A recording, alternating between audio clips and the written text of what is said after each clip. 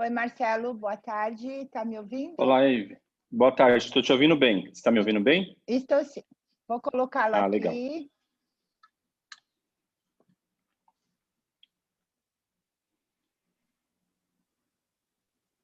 Pronto, vou esperar. Vamos esperar o pessoal chegar. Aí a gente ainda tem aí uns 10 minutinhos. Dá para Tá ir ótimo. ajustando. Espera aí, deixa eu... Tá ótimo. Deixa eu ajustando minha câmera também.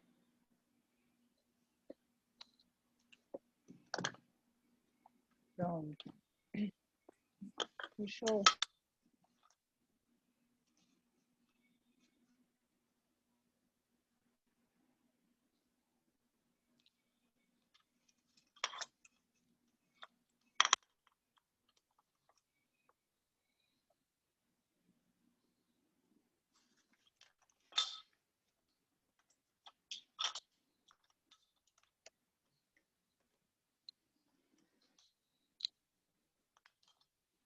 Você está em São Paulo, Marcelo?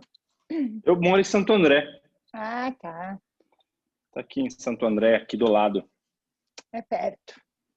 Você está onde em São Paulo? Na Zona Norte, na Vila Maria.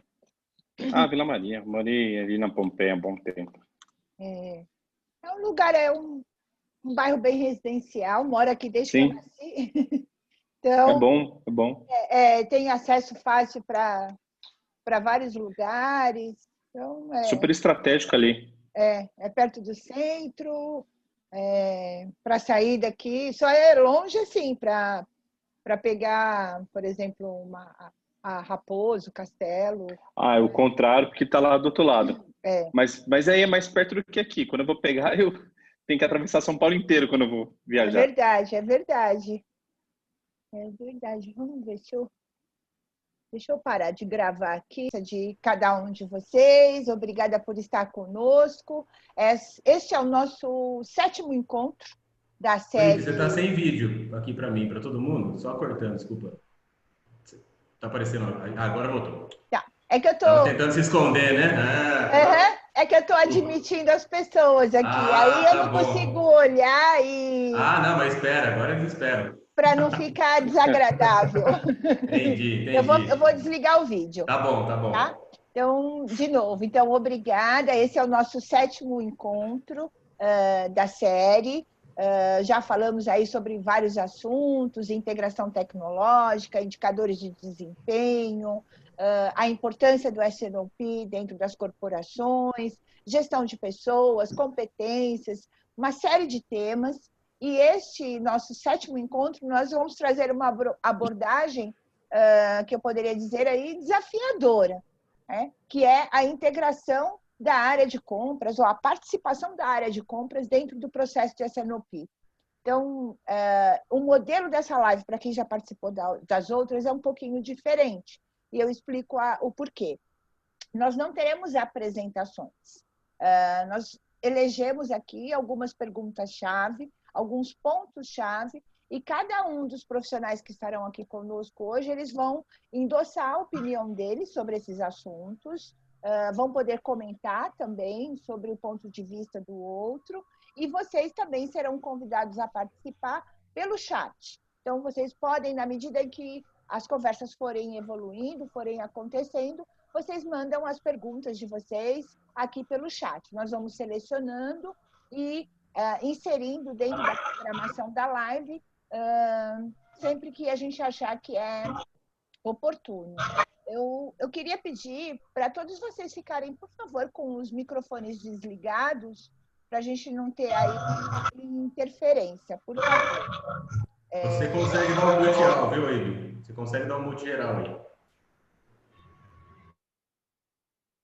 Ok. Então é isso. Eu quero apresentar, então, para vocês os quatro profissionais, mas antes disso, deixa eu só falar. A nossa última live, que é uma série de 8 encontros, vai acontecer no dia 24 de setembro, tá? No mesmo horário, das 5h30 às 19h. E para encerrar esse ciclo, o tema que nós escolhemos foi resolução de problemas no S&OP. Então, se você tem algum problema, participa da live, com certeza vai ser bem interessante, aí, as discussões serão bem interessantes. E nós também teremos nos dias 15 e 16 de dezembro, um treinamento online, no qual nós vamos falar sobre análise de risco de suprimentos, análise de riscos em suprimentos, junto com esse processo de integração de compras no S&OP. Depois vocês também vão receber comunicados sobre isso. Então, para eu não me avançar muito, deixa eu apresentar para vocês, são 4 profissionais que estarão conosco. Ulisses Messias, Ulisses é nosso parceiro. Oi, deixa eu cortar um pouquinho, sobre a enquete. Só comentar sobre a enquete antes de apresentar a gente. Pois não, posso comentar também. Não, você não vai liberar a enquete para as pessoas responderem aqui ao vivo? Vou sim. Tá, você quer comentar? Que vai ter 2 perguntas, pessoal, que a Ivy vai liberar durante a nossa conversa, nosso bate-papo. A Ivy vai liberar 2 perguntas, né, para vocês. É uma enquete online, tá?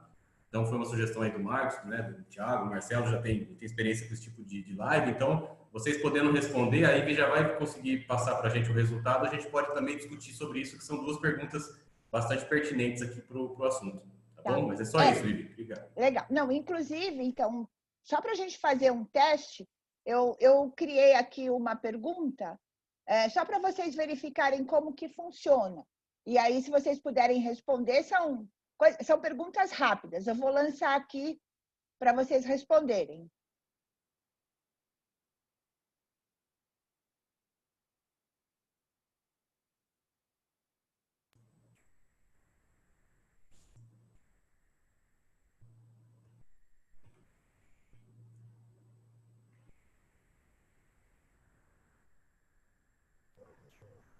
Respondido. Pronto. Coisa de segundos, né, Ivy? Acho que 10 segundos. Então, legal. Ó, já estou compartilhando com vocês, tá vendo o resultado? Bacana.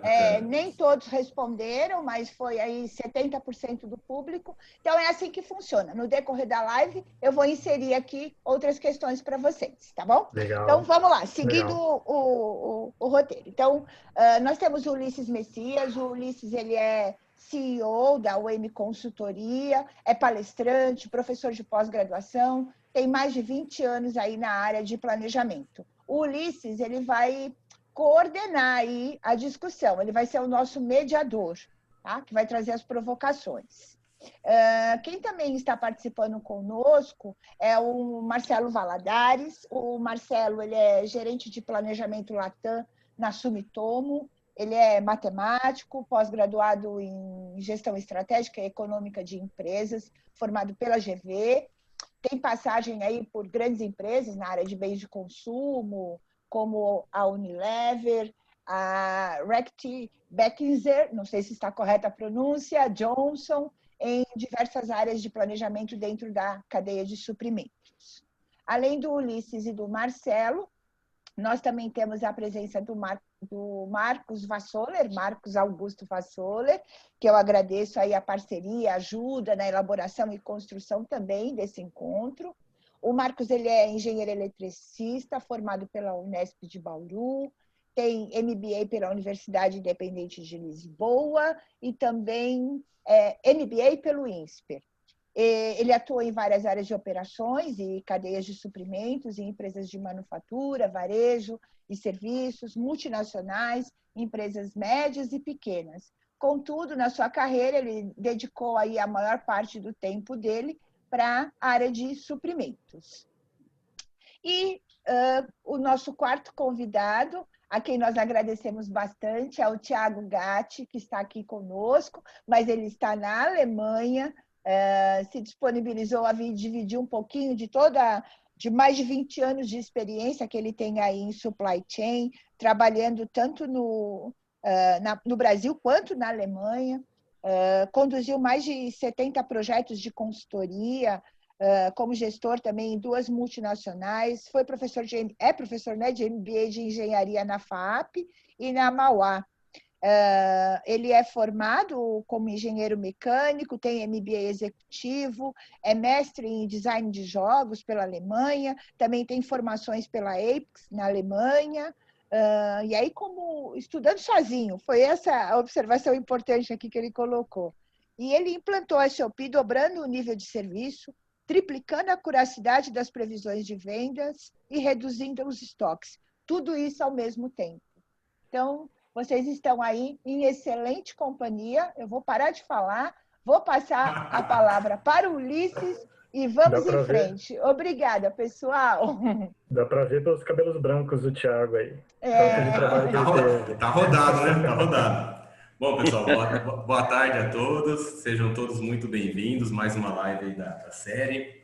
Eu sempre, você vê que eu estou bastante feliz aí, né, com o tema, né, tá aí no meio dessa turma aí fera, né, agora tem esse, né, o Thiago vai poder trazer para a gente aqui um pouquinho da experiência internacional, acho que é legal, né, a gente, todos nós aqui, de alguma forma, indiretamente, a gente está ligado aí também fora do país, mas o Thiago está vivenciando, né, então ele vai trazer uma visão que tem algumas diferenças, né, eu acho que isso é importante.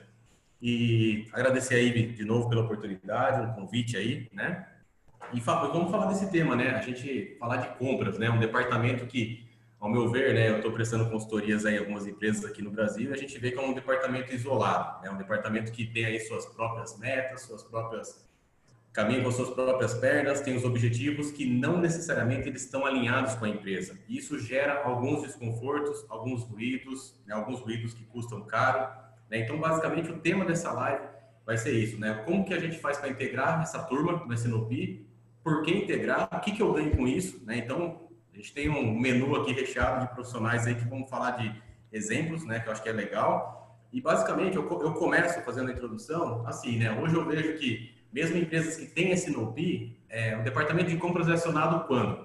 Quando tem problema de qualidade, quando tem atraso de fornecimento, quando tem divergência de preço, ou seja, ele é acionado só para problemas operacionais, né? Ou problemas que, teoricamente, você está pagando fogo, você não está resolvendo nada, né? E se eu fizesse uma pergunta aqui, né? Quem do departamento, quem trabalha em compras, né? Porque tem gente aqui que não é de compras, mas quem trabalha em compras, sabe qual que é a acuracidade do forecast? Eu acredito que menos da metade. Eu acredito que é muito menos, mas para ser, né, para ser educado aqui, eu acho que menos da metade das pessoas saberiam falar assim, a minha empresa tem um forecast de 50% de acuracidade. Daí vem a segunda pergunta, é para mais ou para menos que o time comercial está errando? Então, isso você vai levar em consideração para você passar um forecast para o seu fornecedor, né? E para você também manter esse forecast atualizado, tá? Então, já fiz uma primeira provocação aqui. Eu vou fazer agora a primeira pergunta da live. Na sequência, eu já vou passar aí a palavra aí para o Marcos e cada um vai fazer sua colocação com relação ao tema, tá? E se vier perguntas, a gente vai também discutindo, né, já o mesmo assunto. Então, vamos lá. Primeira pergunta. Quais são os principais problemas, né, ruídos, né, quando o departamento de compras ele não está totalmente integrado, né, no SNOP? Que pode ser que ele participe de vez em quando alguém chama quando tem algum problema, é assim que funciona. Mas quais são os principais problemas aí? Né, que a gente tem aumento de preço, aumento de volume de um lado, aumento de preço do outro. Então eu passo a palavra aí para o Marcos, que já está aqui na minha cara aqui, para começar aí e dar sua experiência. Fique à vontade, Marcos. Quando a gente fala da falta de compras, né, ou das funções de compras no SNOP, e tem essa questão mais reativa, né, ele só entra, né, em campo de maneira reativa, a gente já perde um tempo danado aí. Ou seja, você poderia ter antecipado e você perdeu esse tempo até começar a ter uma ação. Então, o primeiro problema que a gente vê no mundo de hoje é a falta de rapidez, a falta de agilidade quando você precisa ter uma execução. SNOP, você agrega todos os planos para ter um resultado do plano financeiro. E se compras, que tem um grande papel aí, né, já respondendo algumas perguntas, mas se compras tem um grande papel no resultado financeiro da empresa, e puxando também aí a questão do varejo, o grande axioma de varejo compre bem para vender bem. Então, comprar, né? Quem compra? Compras, a partir de compras. Isso aí se aplica a todas as indústrias, né? Todos os segmentos. Então, se você não tem uma compra atuante, né? Um pessoal de compras atuante ali, com certeza o seu plano financeiro, que é o resultado da SNOP lá, vai estar furado, vai ter muita gente correndo atrás de resultados, sendo que poderia ter antecipado isso aí, ter envolvido a área de compras para ter uma acurácia no resultado muito melhor. Tá? Então, o primeiro problema aí é a questão da falta de tempo, né? Falta de tempo não, mas perda de tempo. Excelente, Marcos, excelente. Fica à vontade, Marcelo. Não sabe se já está aí. Ótimo. E bem interessante aí, contribuindo aí também com o tema que o Marcos trouxe para a gente, né? O que eu vejo aqui, basicamente, é um ponto inerente aí ao time de compras, tá?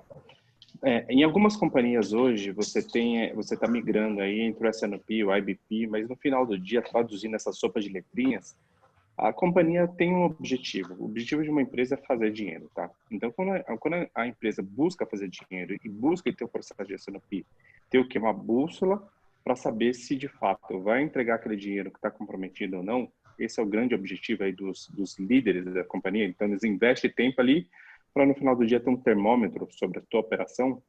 Ele precisa saber o quê? São alguns aspectos bem importantes. Resultado financeiro na principal linha de vendas, resultado líquido da operação, caixa e os market share crescimento, né? Caixa, obviamente, você vai ter o caixa onde? Numa gestão de inventário, que é uma gestão super importante que você faz, tá? Então, você vai fazendo no dia a dia, gestão de inventário. Então, a gente está aqui, o S&P está aqui para isso, para suportar a companhia nessa gestão de inventário. Porém, você tem um time de compras como braço direito para o quê? Para melhorar a tua gestão de cash flow. Imagina o seguinte, você melhora teu caixa, mas você pode melhorar teu prazo de pagamento para fornecedor, você pode melhorar o teu preço perante a tua concorrência, você pode comprar mais barato, você pode ter ganho de escala, você pode começar a olhar os volumes que você compra ao longo de um ano de uma maneira muito mais organizada e trazer o time de compras dentro do S&P para começar a ter essa visibilidade, ao invés de simplesmente no final do mês passar um plano para o time de compra e falar, executa aqui, me compra, ou então manda isso aí para uma central qualquer aí, qualquer lugar do globo para comprar. Então, acho que esse partnership estratégico do time de compras é super importante dentro do processo de S&P. Excelente, Marcelo. Excelente. Thiago? Tá no mudo, Thiago. Tira o mudo. Tá no mudo. Ok. Ok. Complementando o que os dois falaram, que é muito pertinente, né? Fluxo de caixa e falta de tempo hábil para consertar, torna-se um problema também não saber o que fazer. Né? Torna-se um problema também não envolver compras. Soluciona de algum outro jeito aí. Né? Então, o primeiro passo para você saber o que fazer e como fazer é entender qual que é a real necessidade. E a regrinha aqui é muito simples, todo mundo pode usar. Vem do antigo quadro Cardex, se vocês se lembram disso, mas a verdade é que isso começou a ser desenvolvido lá nos anos 50 pelo MIT para resolver o efeito chicote. Eu sei que ao longo da conversa, eventualmente a gente vai conversar mais sobre isso, mas basicamente o que eu tenho agora, mais o que entra, menos o que sai, é o que sobra. O que eu tenho agora é o estoque, não tenho o que fazer. O que entra é produção. Se eu produzo qualquer coisa, eu preciso repor a matéria-prima. Então, suprir é importante. E essa função é desempenhada por compras. Da mesma forma, o que sai é vendas. Mas eu vou vender o que eu tenho em carteira de pedidos para hoje, para amanhã. Mas para daqui 6 meses, eu não tenho todos os pedidos. Então, o forecast é importante, assim como o Ulisses bem lembrou. E o que sobra é o que eu quero que sobre. É a minha meta do planejamento estratégico. O que eu quero que sobre em termos de ativos, porque o que a gente está falando é geração de valor, então retorno sobre o investimento é importante, é lucro dividido por estoque. Então eu quero fazer dar esse estoque. Eu preciso passar, então, o que sobra no final do dia é planejar a produção, balanceando vendas, tá certo? E estoque ao mesmo tempo. Então a gente está falando de compras na mesma sala, a gente está falando de vendas na mesma sala, produção industrial, tá certo? E aí, cada um tem uma meta diferente. Produção tem uma meta de aumentar lote para reduzir custo unitário, vendas tem meta de elevar receita, numa empresa make to stock, ela quer aumentar nível de estoque. Como é que faz para resolver isso? Onde cada um pode ter uma meta diferente. Então, passa a ser importante também a participação da alta gestão dentro dessas reuniões. Se não houver isso, é um problema também, tá certo? Existe uma metodologia, enfim, acho que o Marcos até vai falar mais sobre isso, mas basicamente é isso, é entender como é que esses fatores que demandam planejamento estão organizados para que a gente evite os problemas no final ter que chamar compras sobre emergência, ou então a empresa não poder continuar crescendo por falta de fluxo de caixa? Basicamente, gente, eu acho que bem colocado, né? A gente conversou um pouco, né? Já a gente está bem alinhado e eu vejo assim, eu acho que tudo que é reativo, né? Tudo que é reativo ele custa mais caro, né? Então é isso que a gente vem conversando. Então, como que eu lido, né, com essa situação, né? Até pegar o gancho aqui já da pergunta do Sérgio. O Sérgio fez uma pergunta aqui, né? Se compra o seu participante ativo do processo S&OP, né? Será que o impacto não seria maior, porque seria uma mais estratégica do que reativa? Eu já discordo, tá, Sérgio? Assim, é que é uma pergunta, tá? Não estou concordando. É uma pergunta que você fez, eu respondo. Não. Na verdade é o que eu falei. Eu acho que para mim você tem que cada vez você está mais alinhado, né? Você olhar mais para frente possível, né? Mas para você olhar para frente, você precisa ter confiança, né, do que você está olhando. E para isso tem a retroalimentação, né? Então o Marcos falou de comunicação, que é um dos principais problemas, né? O Marcelo falou de fluxo de caixa, né? E o Thiago ele completou, né? O estoque baseado também no fluxo de caixa. Então, assim, é importantíssimo essa integração. Fica à vontade, Marcos. Eu acho que a pergunta aí do Sérgio Cabestré, da Transformar, acho que ele estava falando mais do impacto, né? Se não seria melhor, seja, o impacto não seria maior. Sim, ele é maior. Você atuar, como o Ulisses comentou, de maneira proativa, ele traz resultados mensuráveis e consegue sim levar esse resultado lá para o bottom line do seu DRE, tá? Quando a gente fala aí de comunicação, quanto mais cedo você realmente poder atuar, é muito melhor. Vou dar um exemplo bem rápido de a participação de compras no planejamento de demanda. Havia um cliente nosso que ele ia trazer um navio para descarregar e armazenar de líquido. E esse produto era um produto químico e precisava fazer uma adequação nos tanques. Para fazer essa adequação, era necessário que as pessoas usassem os EPIs, macacões muito específicos. E esses macacões não tinham estoque no terminal, que ia receber esse navio, suficiente. Porque era caro e o lead time de entrega era muito alto.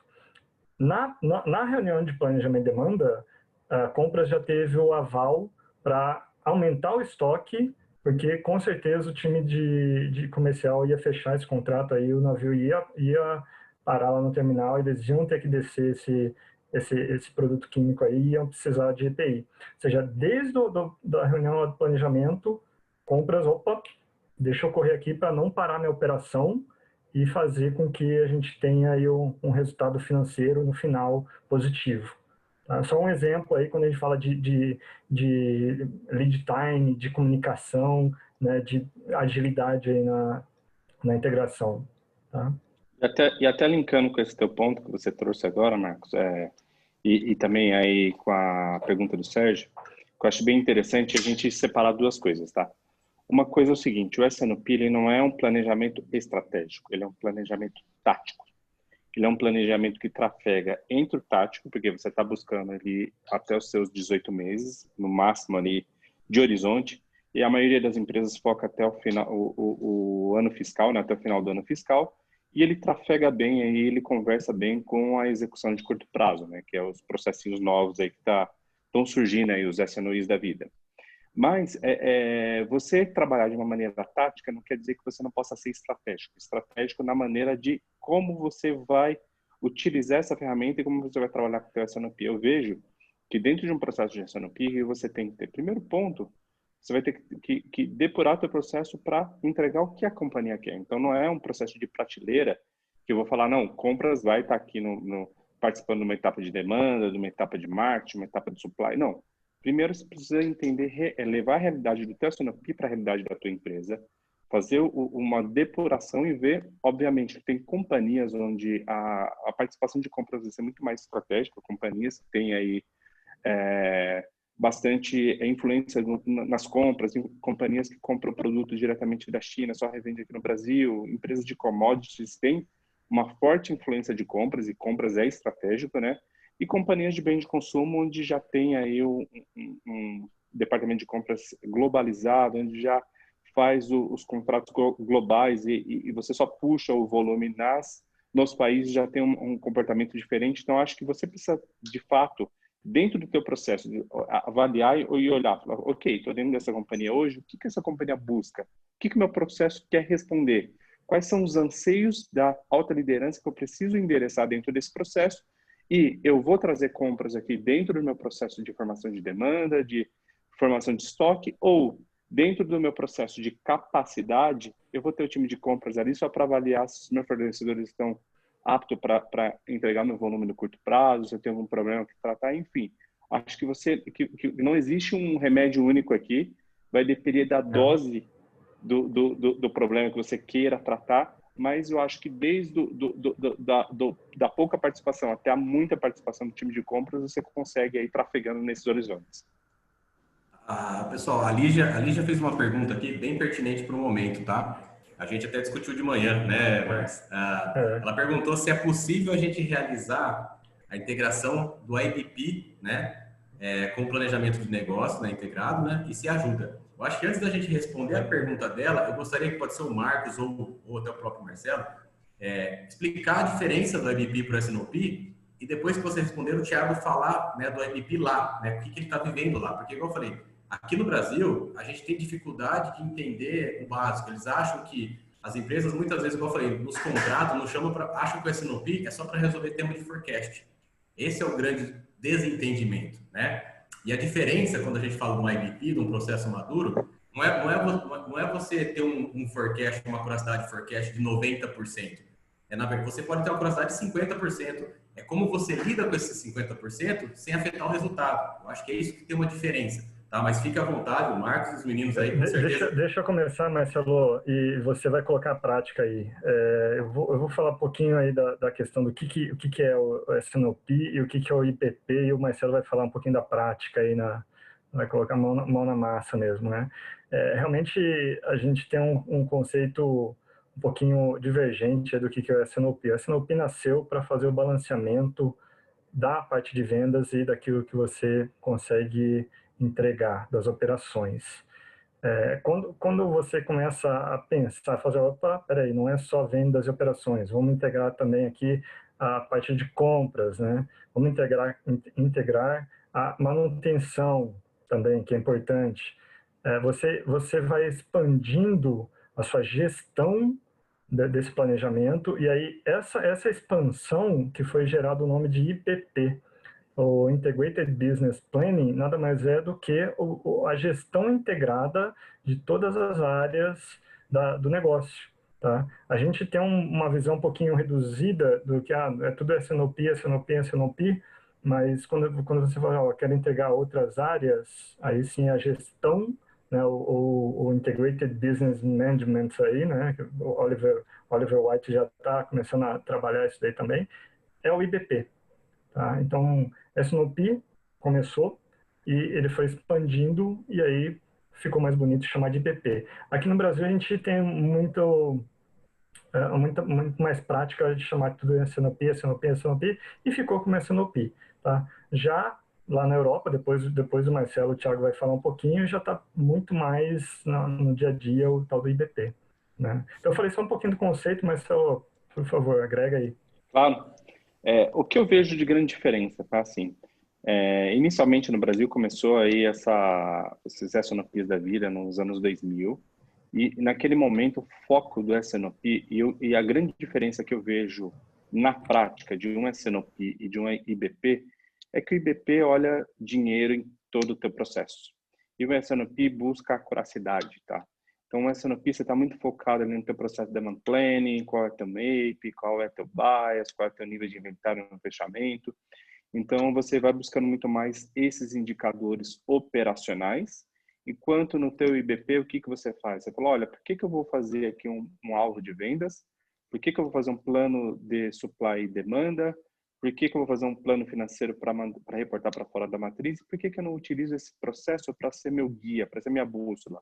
E aí eu vou determinando desde o meu marketing, desde do meu time de vendas, desde do meu fornecimento e da minha parte financeira, como que esses indicadores integram para que no final do dia a companhia possa responder o seguinte: não apenas volume e supply, capacidade, mas também se é feasible aí o plano financeiro. Então eu vejo aí uma evolução do S&OP, mas no final do dia, dependendo da companhia, vai ter companhia que chama S&OP e é um processo já IBP, que já responde financeiramente, já é uma bússola para o CEO. Tem companhia que tem a IBP, mas no final do dia a IBP só no papel, tem só o S&OP na prática e está olhando ali muito mais volume e quantidades. Então, acho que essas são as grandes diferenças. E tem também a questão da propriedade intelectual, né? O IBP vem aí com uma evolução da S&OP e até um produto aí que está sendo vendido pela consultoria Oliver Wyman, né? Então, acho que esse é a grande diferença. E, para mim, o X da questão para você sair de um modelo de S&OP, para você começar a pensar no modelo de IBP, é ter o nível de maturidade, tá? Não adianta nada você estar lá reagindo, né? Ainda à demanda, reagindo aos teus planos, reagindo. Todo dia tem uma surpresa, todo dia você chega lá e pega a surpresa do dia. Ao invés de você falar o que eu vou fazer semana que vem, você vai chegar na empresa e falar o que eu preciso resolver hoje que ontem não deu certo. Então, quando você fica preso no passado, preso ali no teu passado e não consegue avançar para frente, eu acho que você ainda não está no step de começar a pensar em falar em IBP, até porque esse calor da operação, esse calor do dia a dia vai fazer com que tire todo o foco do pensamento futuro e tire todo o foco do planejamento a médio prazo, que é a grande importância desse processo. E aí você vai para uma reunião de S&OP, você vai ter ali o pessoal perguntando por que não chegou uma matéria-prima, por que não produziu, por que vendeu a mais, não tem estoque, e fica uma questão aí de firefight, né? Então, acho que essas são as grandes diferenças aí na prática, pelo que eu vi nesses anos aí entre a S&OP e a IBP. Legal. Ô, Thiago, segura só um pouquinho, que o Thiago vai dar uma visão para a gente aí da vivência aí da Europa, que ele está hoje, né, na Alemanha. Mas o Marcelo colocou bem, pessoal. Eu só estou entrando, né? Eu nem deveria, mas eu não consigo ficar com a boca fechada, tá? Só para complementar, eu concordo que é uma maturidade, exatamente como que o Marcelo colocou. Tudo, viu? Ele, assim, é uma evolução da maturidade do processo, né? Então, normalmente, quando o S&OP sozinho, você vai ficar tratando muito forecast, operações, o curto prazo, o dia a dia, semana, o mês, né? O M+1, no máximo o M+1, mais 2, né? E quando você vai para o S&OP, você tem que ter uma maturidade do processo. A partir daí, é aquilo que o Marcelo colocou, é canalizar o teu negócio, inteiro dentro do processo. Então, um exemplo, inovação, o S&OP tem que estar lá. Budget, o S&OP, ele não vai mais ajudar a cumprir budget, ele vai liderar o processo de criação do sales budget, né? Então, isso tem uma diferença grande. Um outro exemplo que eu queria colocar aqui para eu deixar o Thiago falar, um cliente meu acabou de pedir para a gente uma análise exploratória de dados, ou seja, uma modelagem estatística para a gente ver se vale a pena ele comprar uma ferramenta de demanda. Então, nós fizemos todo um trabalho, testamos hierarquias, mais de 100 modelos, com sobre, aquela coisa bonita. Entregamos para ele, né, os próximos 6 meses, né? E ele virou para a gente e falou, não, eu quero os próximos 3 anos. Eu falei, cara, ótimo, eu posso te entregar 10 anos. A questão é a maturidade e a confiança que eu vou ter nesse processo, nesse forecast. Até porque a estatística é um processo de melhoria contínua. Tudo é um processo de melhoria contínua. Então, eu falei assim, ó, eu garanto essa curadoria, porque assim, ó, quando a gente faz uma análise exploratória de dados, uma modelagem estatística, eu consigo responder para o cliente, eu cruzo a curacidade do forecast dele com uma curacidade simulada. Então, no curto prazo, eu garanto, eu falei, ó, até 6 meses eu garanto essa curacidade. Só que ela falou, primeiro ele falou, eu quero 24 meses. Eu falei, ó, a partir do 7º mês, não garanto. Já não sei que acuracidade você vai ter, porque isso é um processo evolutivo. Então, por que eu estou colocando isso? Porque muitas pessoas me chamam e falam, a pessoa não tem nada, a empresa não tem nada, fala, ó, eu quero implementar o IBP, sem saber. Eu já quero olhar até 12 meses, 18 meses. Cara, o Marcelo sabe, ele venceu na Johnson, lá ele tinha um IBP, aqui ele tem um IBP, né? Então, é só esse cuidado, gente, porque é aquela coisa, você nunca estudou para uma prova, você não vai tirar 10 de cara. É impossível, gente. É impossível. Eu duvido se alguém falar que tem uma ferramenta que vai me dar um forecast. E detalhe, tá? Uma coisa é você medir de um mês para o outro, outra coisa é você medir M3, M10, M5, semanal, diário. Então, assim, tem muitas frentes desse assunto, tá? Que vai longe aqui, mas obrigado, Marcelo. Acho que, né, o Marcos deu o start, o Marcelo, né, conseguiu aí diferenciar essa diferença, né? mas faz sentido a pergunta da Lígia. E o Thiago, coloca para a gente um pouquinho o que você fala aí da Europa, diferença cultural, o que você está pensando, que estágio vocês estão, nem tudo é maravilha, fala a verdade também, viu? Não é nem falar só que é melhor que a gente aqui não, que... Sim, claro. Bom, como vocês bem disseram, o IBP foi um termo criado pela Oliver White, e essas consultorias, elas querem sempre criar um termo proprietário, justamente para que você possa contratá-las, né? Mas, no fundo, ele quer dizer planejamento integrado, tá certo? Que já é um velho conhecido de muita gente, e o que eles fazem aqui é chamar também o IBP de S&OP avançado. Também é um outro jeito de ver. E é muito lógico, porque imagina o seguinte, você quer implantar um S&OP ou melhorar o S&OP daquela maneira como nós estávamos conversando, na regrinha, né? Você tem que atender toda a parte de source, make, deliver, vamos dizer assim. Fala, tudo bem, muito bem. Agora faz isso para todos os itens da empresa, com todas as categorias, em todos os momentos, em todos os meses. Não dá para você discutir. É humanamente impossível você chegar e discutir isso numa reunião. Você tem que simplificar as coisas. Só que quando você simplifica demais, você acaba perdendo a curacidade. E aquela extra mile, né, como se diz, vai ficar difícil de ser atingida. Então, a diferença básica entre o S&OP e o IBP é dados, data. O que a gente vê bastante aqui, tem muitos departamentos sendo criados e crescendo de DNA, Data and Analytics, né, que é dados e análise de dados. Ou seja, está se reduzindo a dependência por IT, né, TI, e os departamentos de supply chain estão ficando mais independentes no sentido de coletar dados.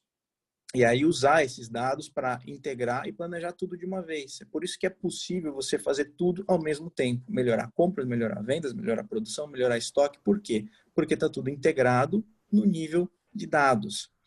E a outra posição que também começa a tomar mais importância aqui é o de Master Data, que é aquele departamento, aquelas pessoas que começam a tomar conta da informação que você tem. Tem que estar tudo certo no seu ERP, né? No sistema que a empresa usa, a informação tem que ser confiável, tem que estar lá no tempo desejado. A gente, por exemplo, fez um projeto aqui para melhorar o IBP, né? Melhorar / implantar, porque todo mundo também se diz que tem e nunca se tem completamente, né? E eu fui muito para o leste europeu, porque lá, em determinado momento da etapa de planejamento, estava sendo feito em Excel. Nada contra Excel, é excelente, é realmente muito bom, você usa toda a matemática, estatística, usa tudo lá.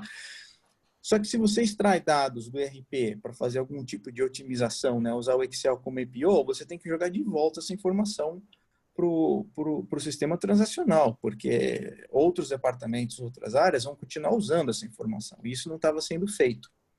Tá certo? Então, olha só, faz parte da implantação do IBP você garantir que as pessoas estão executando os seus processos de uma forma transparente, de uma forma que vai jogar a informação de volta para o sistema para ficar acessível para todo mundo.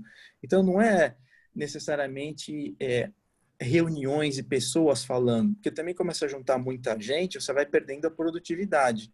Então, é mais no sentido de você aumentar a eficiência daquilo que se faz. Então, cada vez mais você precisa de dados.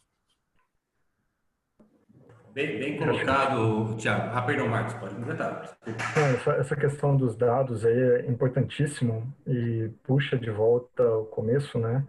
Que é você usar dados para antecipar e qualquer anomalia que é detectada dentro dos seus dados gera-se aí uma ação. Isso é importantíssimo, várias empresas, principalmente grandes, estão usando. Porém, eu quero dar um exemplo de uma empresa pequena, uma fábrica de caixas de papelão, que uma oscilação no preço, a gente vai falar depois de KPIs aí, né? Tem uma pergunta de KPIs, isso também é importante, né? A cesta de preços ali. Uma alteração que teve, startou uma pesquisa com os fornecedores, porque um deu um pico ali de preço, e aí, isso no comecinho de julho agora, e aí o fornecedor comentou com a gente foi no fornecedor, e a gente descobriu que, olha, tá faltando aparas, vai faltar papelão, vai faltar caixa de papelão, e aí o bichinho começou a crescer, porque uma pessoa foi lá, opa, teve uma anomalia aqui nesse dado de um KPI, né? E vamos lá, vamos startar uma ação, né? Ou seja, tem dados, é importante, a gente está falando de uma empresa pequena, imagina as grandes, né, que conseguem se antecipar rápido aí a essas anomalias, a essas variações aí, tá? Isso é importantíssimo, né? Temos inteligência artificial, machine learning, tudo que estão aí para a gente, como ferramentas para a gente errar menos. Posso complementar? Posso Thiago. complementar, falar mais um pouquinho disso? Já que, o que a gente vê é que essa cultura de dados, ela é um choque para muitas empresas. Aqui também é a mesma coisa que aí, não muda quase nada. E por ser um choque, muitas empresas não fazem. Então, o grau de maturidade não é muito mais avançado. Não tem nada disso, não. Tem gente em grau de maturidade 2, 3, igual ao Brasil, a mesma coisa. Só que eu vou dar um exemplo do que é essa cultura de dados. Por exemplo, em determinado momento, uma equipe precisava melhorar um processo X, porque tinha muitas áreas envolvidas, era um planejamento global de qualquer coisa lá, e o que era sempre demandado dessa equipe é, não, melhora o processo, mapeia o processo, faz o RAS, não sei o quê. A solução para esse problema não tinha nada a ver com o processo. Não é mapear processo, não é fazer RAS, não é mudar nada. Mudar o ownership das ações, era simplesmente entender aquilo que estava sendo pedido, que eram dados. Então, um processo foi trocado por um relatório online, por um dashboard. Você entendeu? Isso é uma mudança de cultura, porque todo mundo que estava lá antes queria conversas diferentes e telefonemas e mapas e desenhos e caixinhas, quando a solução verdadeira era outra coisa. Puta, Thiago, eu vou complementar, não aguento que é pertinente demais, cara. Assim, não dá, não, você colocou um tema, e assim, é onde as empresas vão ganhar dinheiro, onde as consultorias vão ganhar dinheiro, e é onde eu estou ganhando dinheiro, tá? Que é o seguinte, para você ter uma ideia, eu tirei um cara da Samsung, hoje ele é meu responsável técnico, é um cara que trabalhava com data science na Samsung. Você imagina o tamanho do dado, né, do tamanho da base de dados, exatamente isso que você colocou, é entender o dado. Então, até vamos dizer assim, 5 anos atrás, antes de eu começar a trabalhar com esse tipo de coisa, eu queria fazer um forecast, um exemplo. Como é que eu vou ter um forecast bom se eu não entendo o dado do forecast? Eu pegaria lá as vendas realizadas, o histórico, jogava numa ferramenta e depois eu via que a projeção era uma porcaria e eu não entendia. Eu achava que era a modelagem estatística da ferramenta, a consultoria só queria me empurrar a ferramenta, não tinha gente competente o suficiente para me ajudar a entender o dado. Então, cara, você colocou um ponto exatamente isso. Por que essa área, né, essa data science, analytics, está vindo forte? Porque quando você pedir uma informação para a TI, o cara gera aquele arquivo, você quer o faturamento, te manda um CSV, negócio, te manda o dado, nem ele entende, ele está gerando o que você pediu. Então agora, com esse entendimento, com essa área inteligente, por exemplo, de novo esse exemplo do nosso cliente que a gente fez aqui, uma simulação, uma análise exploratória de dados, já mudou até o nome, né? Não é nem modelagem estatística, a estatística é depois de explorar os dados. Cara, a gente testa um monte de hierarquia. Uma coisa é você olhar a venda no nível comercial, outra coisa é você no nível operacional. Tem uma diferença. Você precisa casar os dois. Existe um prorrateio do nível comercial para o nível operacional. Uma coisa é o que o gerente do Nordeste vai vender. Outra coisa é de onde que você vê que vai sair. E nesses cruzamentos existem rupturas na informação, porque você tem falta de produto, você tem erro de previsão, você tem digitação de pedido, você tem devolução. Cara, é um universo. Esse data science, tanto que a gente já está abrindo novas vagas aí para mais gente competente nessa área, né, que todos são, quem está nessa área, ou está caminhando muito novo, ou já a maioria é competente. Mas como que eu usar essas pessoas exatamente para, eu acho que é entender o dado. Eu achava que era enfiar lá o dado de histórico e gerar um forecast, né? Tanto que hoje, para esse tema, eu tenho um pouco de receio só com o Excel, porque o tamanho do Excel não aguenta. Então, hoje a gente, por exemplo, usa Python, usa algumas linguagens aí para estar dando suporte pelo tamanho do dado. Não que o Excel não sirva, mas não é simplesmente jogar o dado e gerar uma modelagem e gerar uma previsão, né? A gente vê aqui a própria eu não quero falar o nome das empresas de software, mas elas têm elas estão investindo bastante nesses sistemas que vão ler dados e gerar relatórios, e fazer gráficos e dashboards, essas coisas todas. Como o Excel, que a gente está falando, né? Ele interage com esses sistemas hoje em dia, e hoje você pluga o Excel nesses bancos de dados enormes, a gente lê milhões de linhas com o Excel. Então, é mais uma questão de preferência pessoal mesmo, porque uma vez que você conecta no banco de dados, você não está mais guardando nada dentro do Excel, né? Você não usa o Excel para armazenar aquela informação, ele é só passageiro para fazer as contas e devolver para algum outro lugar, né? Então, eu acho que esse é um aspecto interessante também, porque você está olhando para tendências e preferências pessoais. Eu vi muita gente falando em usar o R, né? Que a pessoa programa e tal. Mas, enfim, tem gostos e gostos. Tem gente que não gosta de trabalhar com código, mas o que a gente acaba falando aqui, né, nessa discussão de supply chain, a gente está falando de tecnologia, isso é uma tendência mundial. A própria Apex foi comprada pela ASCM, né?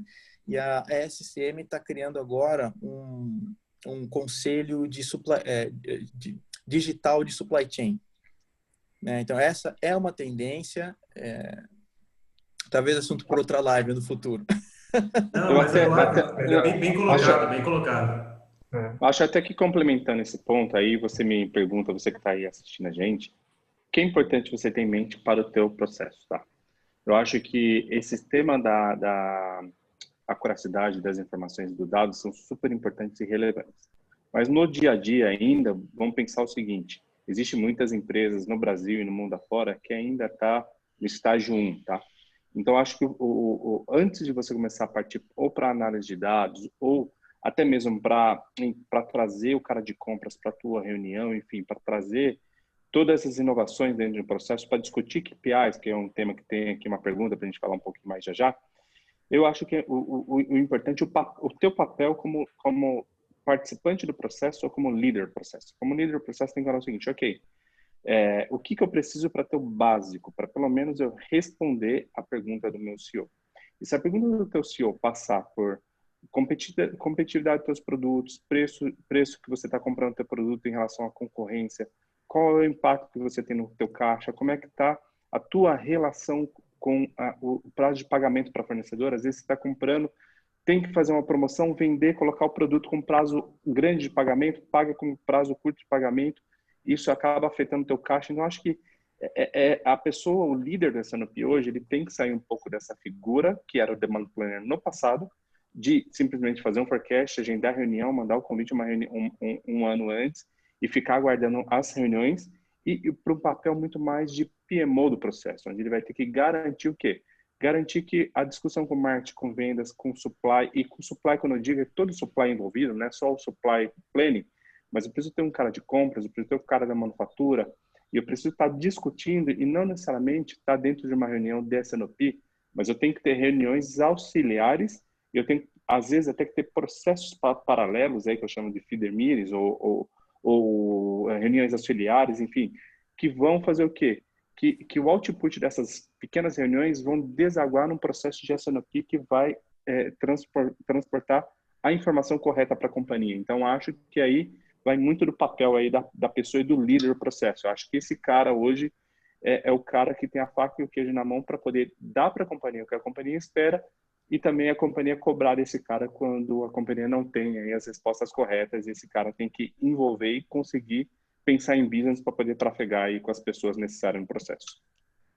Excelente, Marcelo. Vamos para a próxima segunda. Eu vou falar para a Ive já soltar uma pergunta da enquete, tá? Então, a próxima segunda, ela vai responder a pergunta do André Bernucci, que ele perguntou sobre metas, né? Como que a gente alinha as metas aí de compras, né, com esse SNOP. E também a pergunta do Thiago Tomás, ele perguntou também quais seriam os indicadores, aí que a gente deveria conduzir no SNOP, né, acompanhar, né? Então, eu não vou deixar para vocês essa daí, acho que o Marcos, né, seguindo aí a ordem. Marcos, você pode começar, Marcos? Quais indicadores você acha aí interessante? Falar de meta, por favor. A Ive lançou uma pergunta aí, Ive, você quer Não, pode responder, Marcos. Responde primeiro, daí antes de eu passar. Depois que a gente falar desse assunto, a gente pega o resultado. Isso, tá rodando para o pessoal votar, tá bom? Legal, legal. Quando a gente fala da questão de KPIs, né, os indicadores chaves aí de desempenho, varia muito de qual segmento você está atuando. Tá? Se for indústria, o que eu estou trabalhando hoje é um KPI relacionado à cesta de preços da principal matéria-prima. Tá? Então, foi detectado lá na curva ABC, né, na curva A, a gente estabeleceu lá a cesta de preços. Para quê? Para poder atender qual que é o plano financeiro que a gente está querendo no final do ano e mais para frente. Tá? Por que mais para o final do ano? Porque tem bastante oscilações na matéria-prima, então fica realmente difícil a gente ter um preço muito correto, muito preciso até o final do ano que vem. Então a gente estabelece até o final do ano e aí a gente vai monitorando o preço nessa cesta aí da principal matéria-prima, tá? Isso que eu estou falando da parte da indústria. Já no varejo, o que a gente tinha como principal indicador, chave de desempenho, era markup. Por que markup? Lembra que eu falei no começo, compre bem para vender bem? Então, quando você fala no varejo, você comprou e você aplica o seu markup para você poder vender, tá?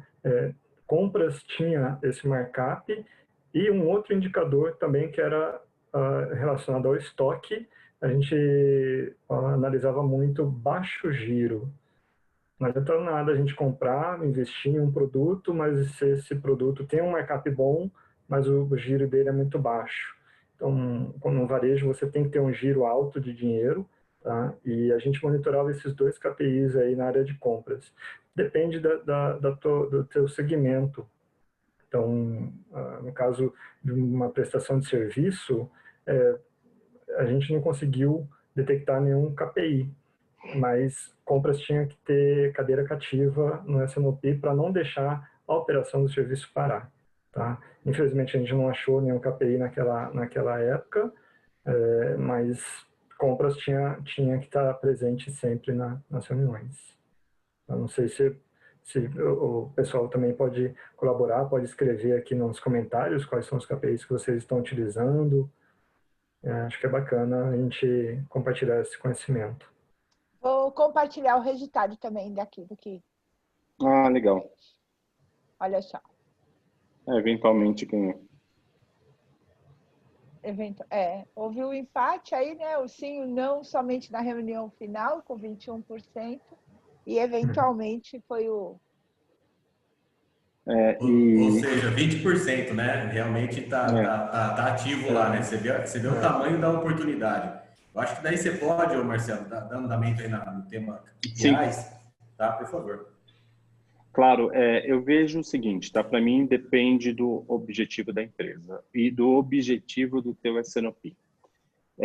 Como uma empresa, um S&OP tem que ter claro qual é o teu propósito e aqui ele se propõe, tá? Então, quais são as respostas que ele vai dar para a companhia?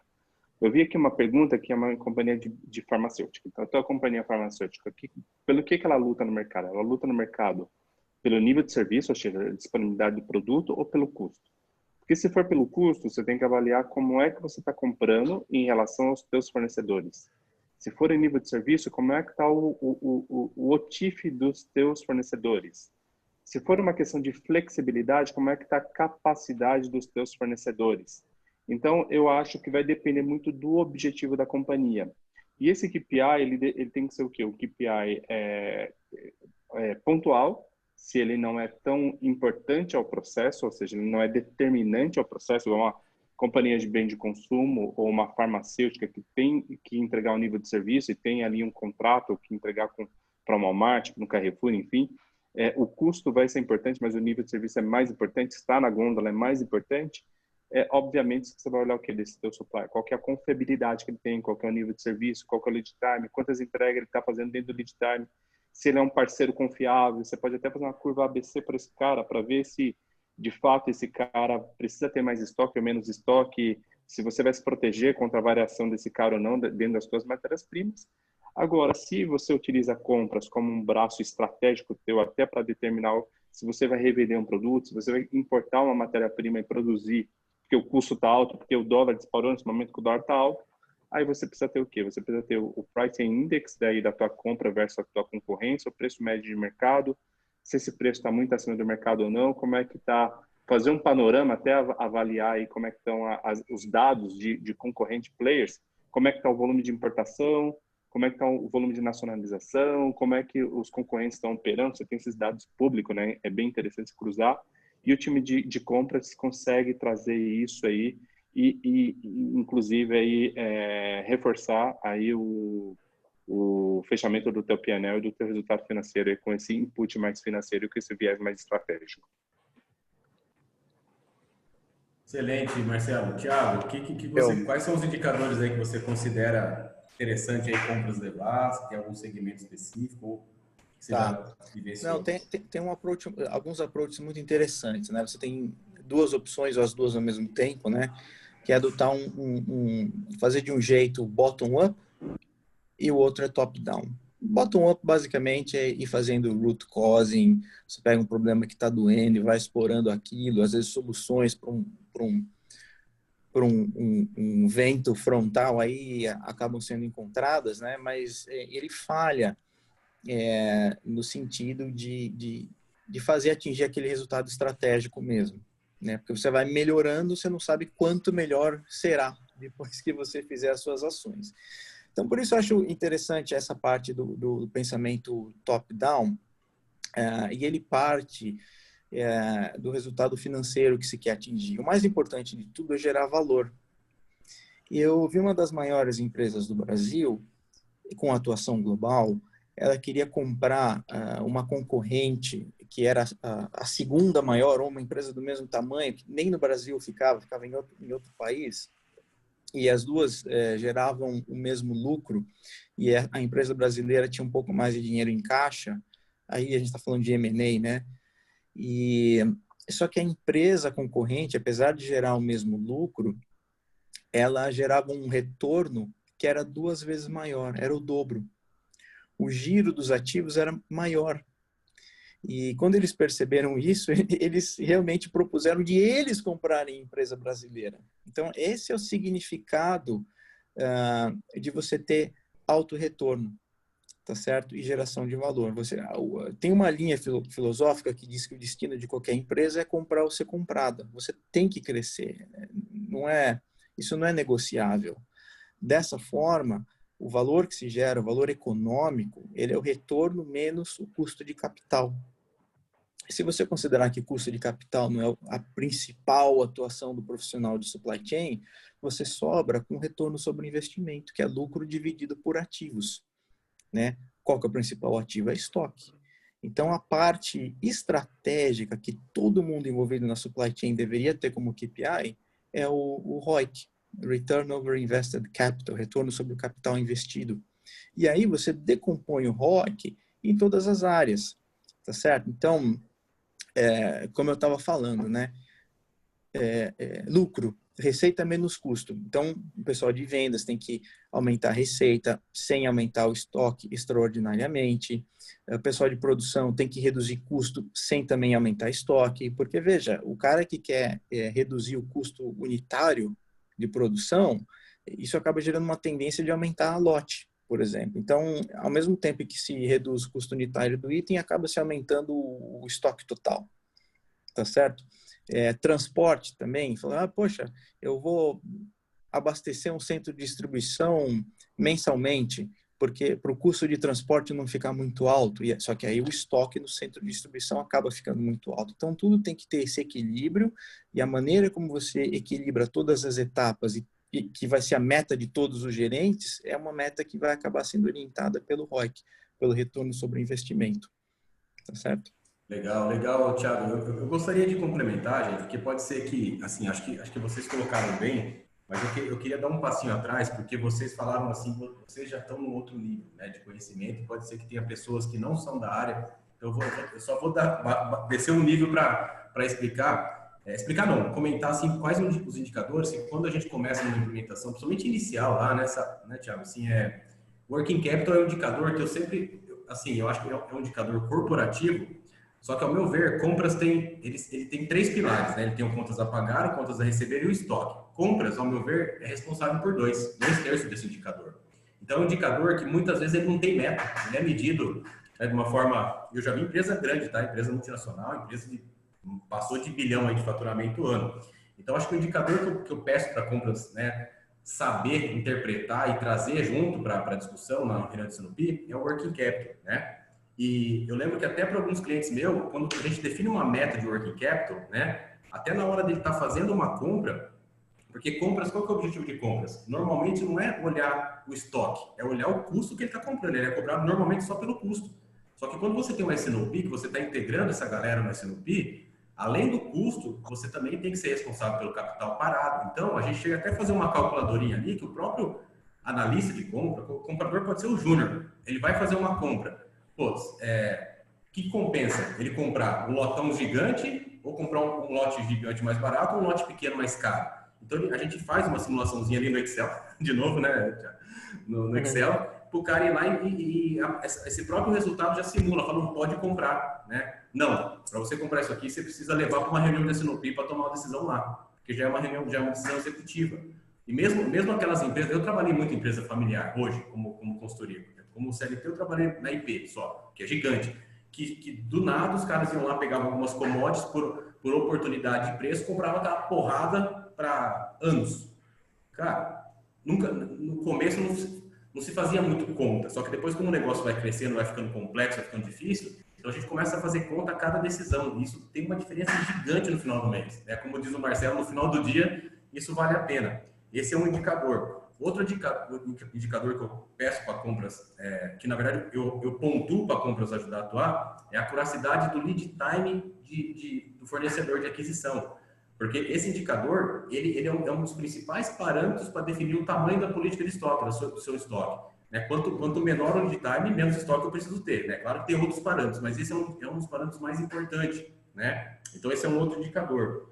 E um outro indicador que eu considero também é a acuracidade do forecast que a gente passa para os fornecedores. Então, isso é o contrário. É compras cobrando o time de SNOP e vendas sobre isso. Então, também tem a retroalimentação, tem a cobrança. Não é só... Porque, normalmente, o SNOP... a pessoa que começa como líder SNOP, a pessoa acaba ganhando uma força, ela se acha, né, um pouco forte, ela começa a cobrar todo mundo, mas na verdade tem também a cobrança ao contrário, né, que você tem que ajudar. Então, compras também tem que ir lá e cobrar, falar, cara, pô, esse forecast...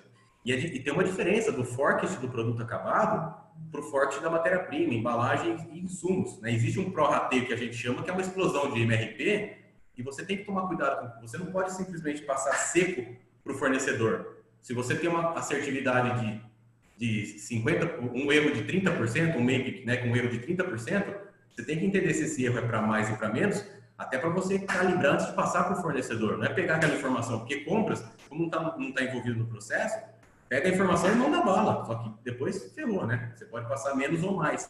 Então, eu considero também. O que vocês concordam com isso, com esses indicadores? Eu sei que é um pouco mais básico, tá? Do que vocês falaram, mas acho que é importante colocar aqui. Olha, não, acho que está bem completo. Vai lá. O que a gente vê aqui é o seguinte, né? Depende sempre do produto, mas acho que assim, todo mundo, e do negócio, evidentemente, mas alguns produtos que são aqueles extraordinários, que aparecem no mercado, que são bem disruptivos, que começam a crescer com um crescimento de vendas enorme e tal, e as pessoas começam a querer, as equipes começam a querer estocar bastante, que é para ter o que vender, isso acaba gerando também um reflexo nos fornecedores de matéria-prima na China. Então, ninguém é bobo, eles sabem que o produto faz sucesso, que vende nesses países, que está crescendo. O que eles fazem? Eles aumentam o MOQ, eles aumentam o lote mínimo. E isso força a empresa aqui a comprar muito mais do que o necessário. E como as metas, muitas metas são voltadas para a redução do preço da matéria-prima, essas equipes acabam não olhando para a quantidade que vai ser estocada. E aí começa a se perder resultado. E o outro problema que acontece é que são centros de custo diferentes. Então, o estoque parece que é o problema do departamento lá de armazenagem, mas é um departamento de compras. Então, a empresa acaba funcionando com um descompasso. E essas contas que você falou, Ulisses, mesmo que elas sejam feitas e eu saiba exatamente o que comprar, eu não posso mais, porque o fornecedor viu que o meu produto é bem sucedido e quer aumentar as quantidades. Eu não consigo comprar mais lotes menores. É isso aí. Isso eu tenho um exemplo desse EOQ aí, de 2012, 2013, alguma coisa assim, que eles também estavam aumentando o preço de um não era nem matéria-prima, era um material indireto, e a gente fez uma aliança com outra empresa aqui nos Estados Unidos, era uma empresa aqui do Brasil, a gente fez uma aliança com uma empresa nos Estados Unidos, onde a gente mandava container fechado, antes a gente conseguia comprar lotes, né, para atender a nossa demanda. Aí a China falou, não, a partir de agora container fechado, para manter preço, tá bom. A gente foi atrás, achamos lá nos Estados Unidos a empresa, mandávamos o container fechado para os Estados Unidos e lá eles mandavam o que a gente precisava para o Brasil. Ficou muito mais barato fazer essa operação, exatamente para fugir disso aí que o Thiago tá apresentando. Né? Os caras não são bobos, os caras conhecem, sabem fazer muito dinheiro também. Tá? Mas tem soluções. Põe compras para antecipar a questão de carregar custos, carregar inventário, carregar working capital. Põe compras para reduzir, nesse caso aí a gente aumentou um pouquinho o lead time, mas a gente compensou no working capital que não precisava mais comprar containers fechados. Entendeu? E complementando aí o que o Marcos trouxe com o Thiago também, e com o Ulisses, eu acho que assim, esses indicadores são indicadores aí no final do dia de origem aí da companhia, que a companhia vai buscar e tá no linguajar aí de muitas companhias, com nomes diferentes, obviamente, cada companhia tem o teu nome, mas o que é importante você pensar, você que está no S&P, ter o viés da balança, tá? E da balança também, não apenas entre demanda e supply, mas tudo que tange a companhia. Você tem que atuar como o dono da companhia. Vamos pensar o seguinte: quando você faz o lançamento de um novo produto, geralmente a venda que você faz não vai para o teu consumidor final, vai para abastecer o mercado. Essa venda, imagina o seguinte, só de número de lojas no Brasil, nós temos mais de 470 mil mercados, supermercados, hipermercados, enfim. São 470 mil pontos de vendas. Então, quando você faz uma venda para um Walmart ou um Carrefour, você está abastecendo o teu canal, e esse cara pode fazer o seguinte, esse cara pode falar, essa inovação é boa, tem uma campanha de marketing, vou fazer o quê? Vou colocar isso aqui em todas as lojas, e o cara te gera o quê? Um novo pedido para você fazer o pipeline dessa inovação. Esse pipeline vai durar 2, 3, 4 meses. Depois de 4 meses, o que acontece? Você começa a apertar o time de compras para falar, me traz produto que eu estou vendendo muito. Depois do 4º mês, você já não sabe nem o que fazer com os pedidos que estão em aberto, porque você está louco para cancelar os pedidos que estão em aberto, que já está vindo produto da China e você não está mais vendendo. Então, eu trabalhei aí em algumas empresas, lançaram bastante produtos disruptivos no mercado, que no 5º mês eu já estava ligando para o cara de compra e falava, meu amigo, segura tudo que é compra aí, porque o gato subiu no telhado, não girou como a gente estava imaginando e foi só um pipeline. Então, acho importante também, dentro desse teu processo, você fazer esse tracking, fazer esse acompanhamento e trazer esses indicadores e olhar de uma maneira geral e trazer os outliers. Quais são os outliers? Itens que estão com MOQ, com volume de pedir abaixo de um MOQ, que pode te dar um problema no futuro. Você pode olhar esses itens aí, fazer uma curva ABC e determinar nível de serviço diferente e olhar nível de serviço para esses itens da curva A. Olhar, obviamente, aí o caixa da companhia é super importante, o prazo de pagamento que o time de compras está fazendo, se está de acordo com o que está orçado no budget. Eu acho que você trazer para o dia a dia da companhia, onde tem dinheiro, e conseguir olhar e traduzir ali a participação de compras, onde tem dinheiro no teu processo, você consegue ser vitorioso aí no teu dia a dia. Então, a gente está concluindo aqui, deixa eu só fazer um... Não, fica à vontade, fica à vontade. A gente está concluindo aqui, né, aquilo que muitos já sabiam, mas é que o papel, um importante papel de compras no processo de S&OP é ajudar a controlar o efeito chicote. Exatamente, isso aí. Tanto levar informação para fora, quanto trazer informação para dentro, né? Porque a gente só está falando, né, de levar informação para fora, mas tem problemas de abastecimento, a gente não falou aqui ainda de análise de risco, que pouquíssimas empresas sabem qual que é o real risco de abastecimento, né? Que é um tema, inclusive, de um treinamento que a gente vai propor aí para dezembro. Pouquíssimas empresas têm uma análise de risco, né? Normalmente, empresas americanas têm, né? Ou empresas que vivem em situações de risco. Por exemplo, lá você fala do Japão, já teve tsunami, pode ter outro. Os caras têm contingência. Eles não trabalham com single source. O cara tem mais de um fornecedor, sempre é regra número 1, não ter, é meta de compras, né? Não ter single source. E detalhe, alinhado com a área técnica, porque a área técnica normalmente das empresas, tá? Eu estou financiando um cliente com isso, por isso que eu estou colocando esse exemplo. Os caras querem inventar, querem, né? Então, ao invés do cara pensar, pô, deixa eu usar uma mesma matéria-prima similar, né? Similar, uma que já existe, os caras querem se aparecer porque eles são pagos para isso. Porém, é mais uma matéria-prima no estoque, é mais um fornecedor e muitas vezes é mais um risco. Então, a gente também tem que ter quando a gente fala de conexão de compras, é compras na cadeia inteira, não é só o S&OP. Compras tem que saber o que o cara da área técnica tá pensando, né? Eu vou aproveitar e entrar aqui numa pergunta do Célio Cardoso, que ele perguntou: qual que é o plano de ação se eu tiver um momento significativo de curva A? A primeira resposta, assim, é rezar para ver se vai dar tudo certo, porque assim, cara, curva A, assim, não existe assim volume vir do nada, não existe. É o que eu falo para as pessoas. Dificilmente alguém tá querendo comprar de você, o cara passa na rua e fala: puta, cara, vou passar tudo, tô com raiva do meu fornecedor, vou passar tudo para esse outro aqui. Não existe, tá, sério? Eu tenho um exemplo que eu vou colocar, que eu acho que é interessante, que é o seguinte: um dos meus clientes, ele tem um processo de muita inovação, então ele lança exatamente essa condição que eu coloquei aqui. Toda hora é um produto novo, toda hora é uma matéria-prima nova, então a gente está revendo esse processo.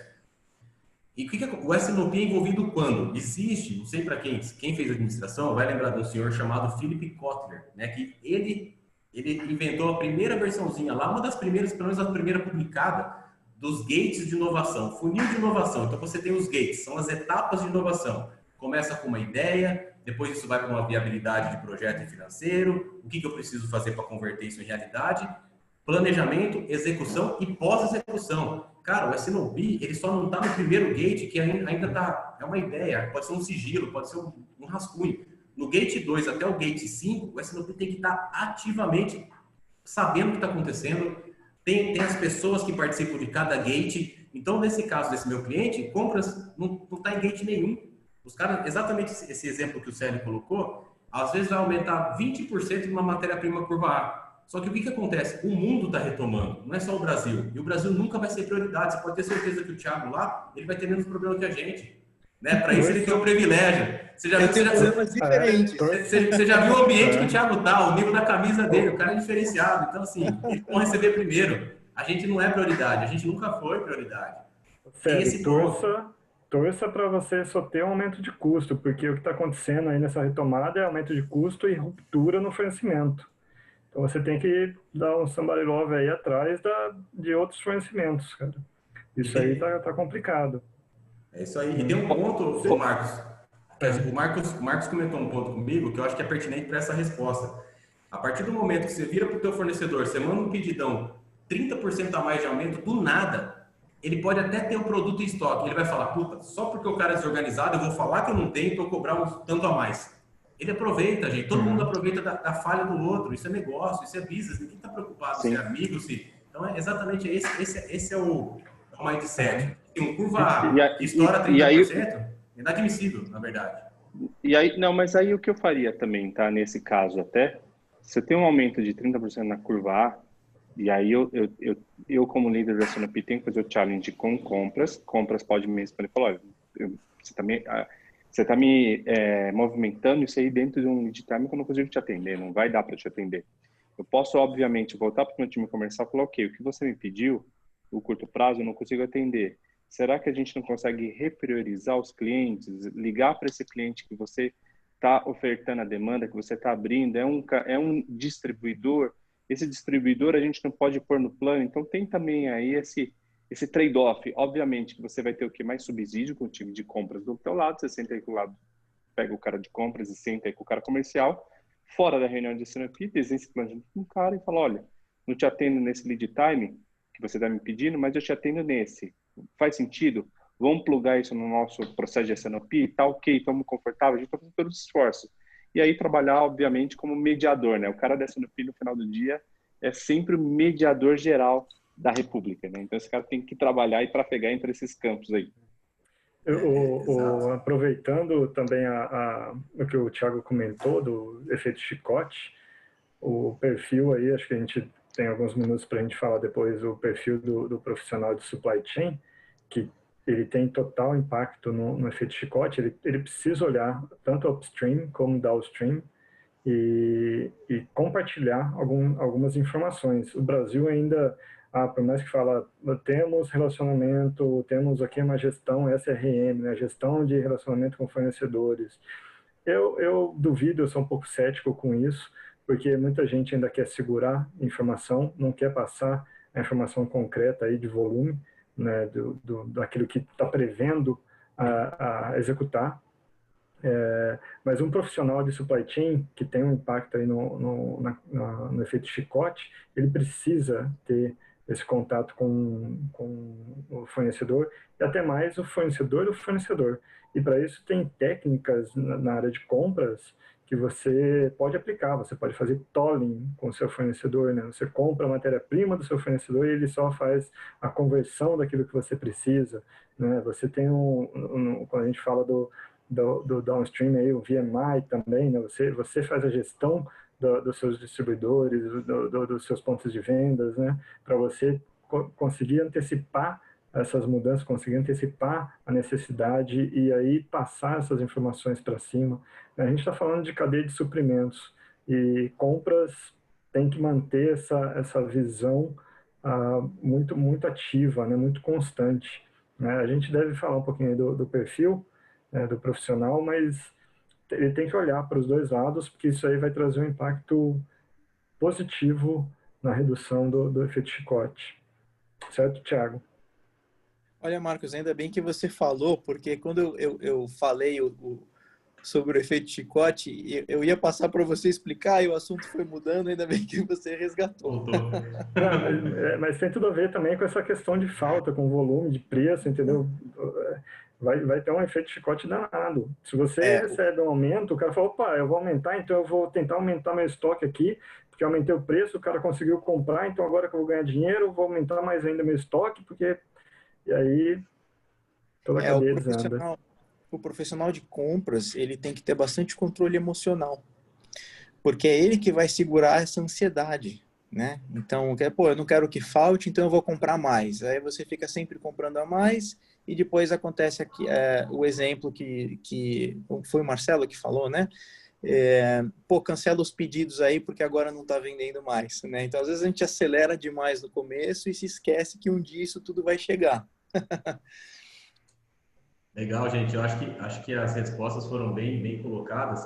O Thiago fez outra pergunta aqui muito inteligente. Obrigado, Thiago. O que ele pergunta, né? O que muda? Eu acho que a gente fala um pouquinho de tendência de futuro, né, para o novo normal. O que muda agora, né, gente? Eu acho que muitos departamentos tiveram que literalmente tirar a bunda da cadeira para poder fazer uma análise melhor para sobreviver, né? E a gente aprende muito no momento de sobrevivência, no momento de, né, quando você está ali com a grana curta, você está passando necessidade. Então, todos os departamentos foram obrigados a revisar, né, seu quadrado, né, para poder enxugar ao máximo para a gente sobreviver, né? E assim, eu vou até começar, que eu acho que é um tema de tendência, eu estudo muito tendência, eu estou ligado à IBF, né, o Instituto de Business Forecast, então tudo que solta lá, eu tento me inteirar, não consigo de tudo porque não dá. A gente é tupiniquim ainda, como eu falei, a gente não é prioridade, mesmo pagando caro para ter acesso. Mas assim, o que eu vejo, gente? Acho que o departamento de compras que não tem uma análise de risco hoje decente, fazer uma análise de risco mesmo.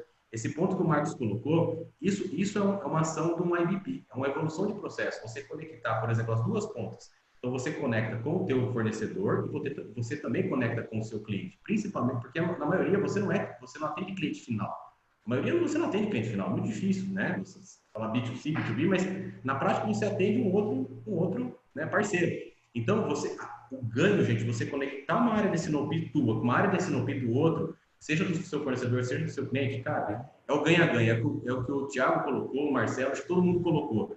É cadeia de suprimento, nós estamos falando de ganha-ganha, né? Como que a gente reduz o estoque na cadeia, como que a gente fica mais enxuto, como que essa comunicação flui mais rápido entre nós, né? Então, assim, essa pergunta do Thiago, eu vejo, minimamente uma análise de risco, e depois você se conectar com os seus clientes e fornecedores. Porém, só tem um passo antes, você fazer a lição de casa. Primeiro, eu vou arrumar meu quintal aqui, cortar minha grama, para depois eu ajudar o cara a cortar a grama dele, né? Então, a gente tem que fazer um trabalho, só que paralelo, não dá mais para esperar ter a melhor ferramenta, o melhor processo, os melhores profissionais. Acho que eu tenho que ir melhorando o meu processo internamente e já conectando. A gente tem que ser meio atirado, né? Porque eu não sei, gente, vai ter mais uma segunda onda de pandemia, vai ter uma outra doença que ele vai inventar e vai soltar, vai ter uma outra coisa, não sei. Ninguém sabe. Você viu que subiu o preço? Até aproveitar o tema, tá? Prometo que eu fico quieto depois. Você viu quanto que subiu o preço do arroz? Quem está acompanhando aí os alimentos. Eu trabalho com preparação de alimentos, que eu estou naqueles grupos lá de sobrevivência, aquelas coisas eu gosto, né? Isso é um hobby.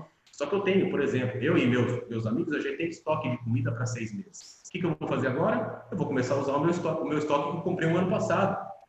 O arroz subiu 130%, exemplo só do arroz. Então, isso é planejamento e preparação. Eu não pago para ver. Eu tenho família para cuidar, eu tenho boca para alimentar.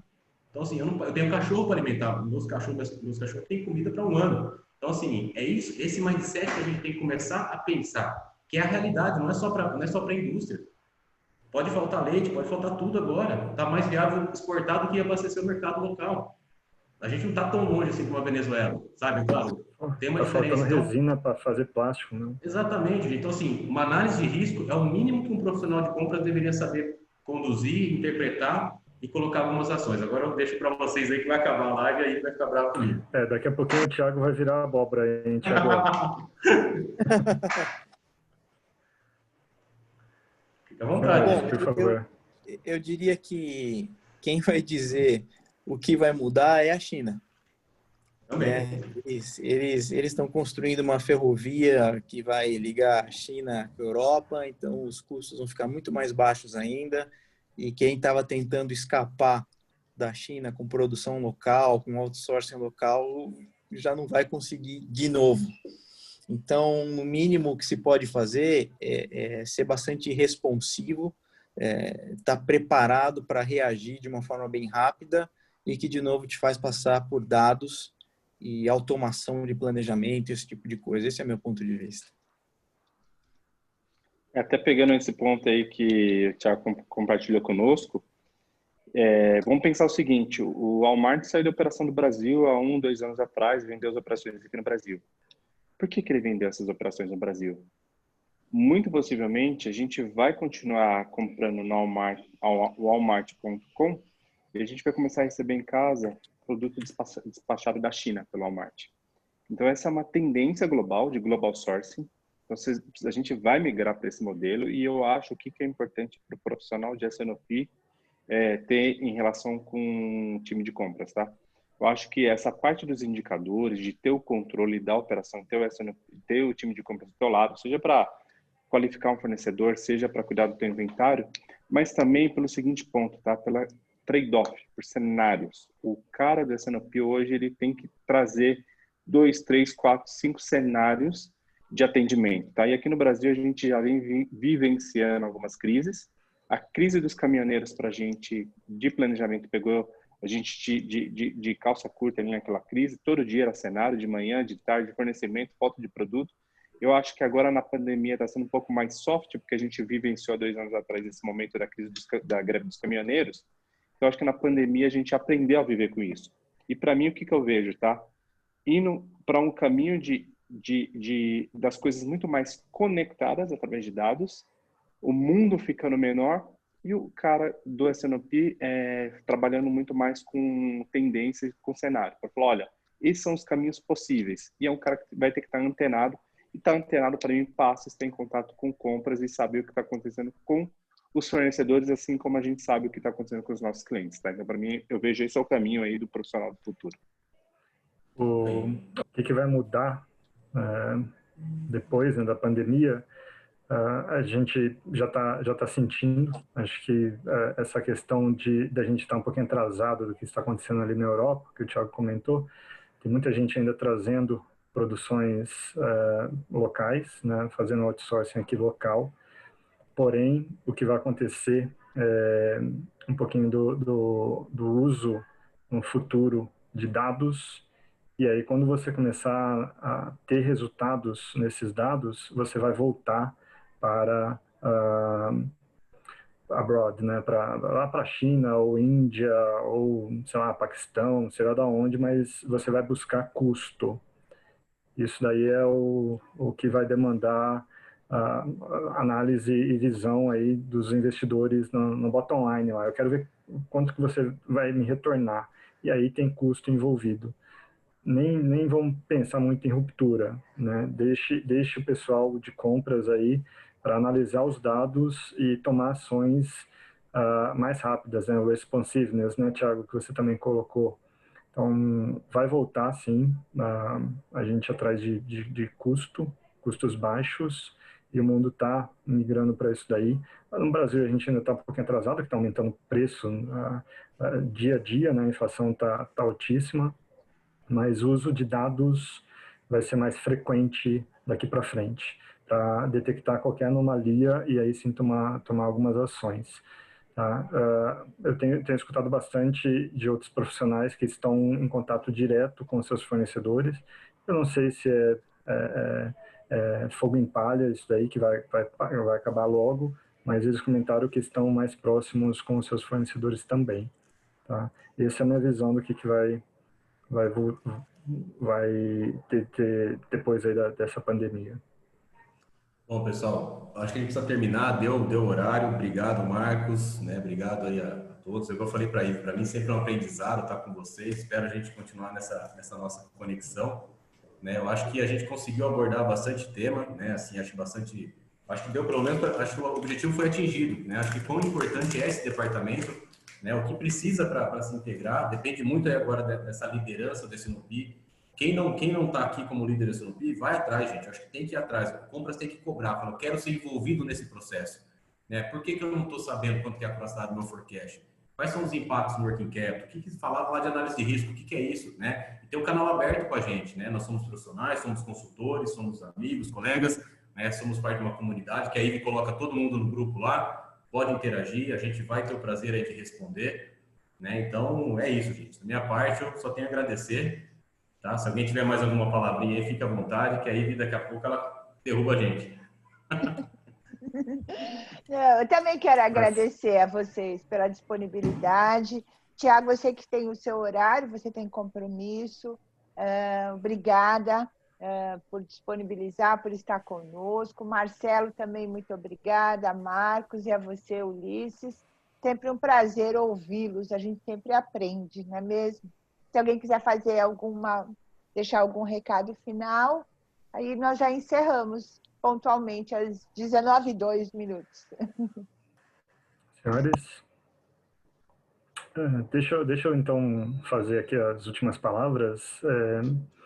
S&OP, a gente fala de planos, integração dos planos. Plano sem resultado não é nada, né? Não tem resultado. Plano sem execução não é nada. Vocês que estão ouvindo a gente até agora, agradeço.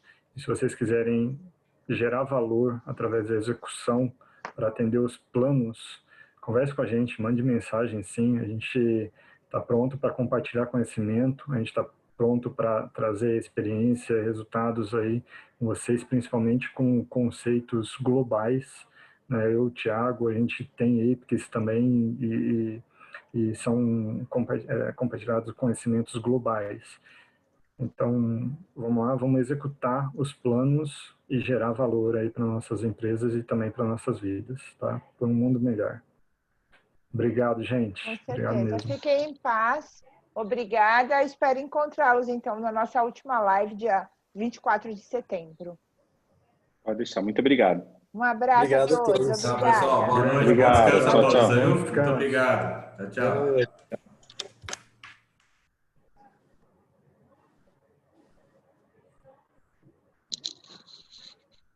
Muito obrigado, Ivi.